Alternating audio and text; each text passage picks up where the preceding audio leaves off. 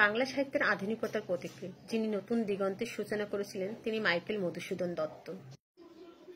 1824 সালের 25শে জানুয়ারি যশোর জেলার সাগরদাড়ি গ্রামে জন্মগ্রহণ করেন মাইকেল মধুসূদন দত্ত। শৈশব থেকেই তার প্রতিভার পরিচয় দিয়েছিলেন তিনি। কলকাতার হিন্দু কলেজে পড়ার সময় পাশ্চাত্য সাহিত্য সংস্কৃতির প্রতি তিনি আকৃষ্ট হন। মাইকেল মধুসূদনের মনে তখন স্বপ্ন বিশ্ব জয় করার। তিনি ইংরেজি ভাষায় কবিতা লিখতে শুরু করেন, কিন্তু এই আকর্ষণ তাকে তার শিকড় থেকে বিচ্ছিন্ন করে ফেলেছিল। তার প্রথম ইংরেজি কাব্যগ্রন্থ দ্য ক্যাপটিভ লেডি। শেষ পর্যন্ত তিনি উপলব্ধি করেন নিজের মাতৃভাষা বাংলায় রয়েছে তার সৃষ্টিশীলতার শক্তি। তিনি বাংলায় ফিরে আসেন এবং রচনা করেন মেঘনাদ বধ কাব্য। তার মেঘনাদ বধ কাব্য শুধু বাংলা ভাষাকে সমৃদ্ধ করেনি, বিশ্ব সাহিত্যের মানচিত্রে বাংলাকে নতুন পরিচিতি দিয়েছে।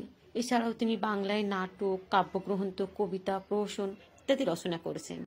জীবনের শেষ দিনগুলো তিনি অর্থাভাবে ও শারীরিক অসুস্থতায় ভুগেছিলেন।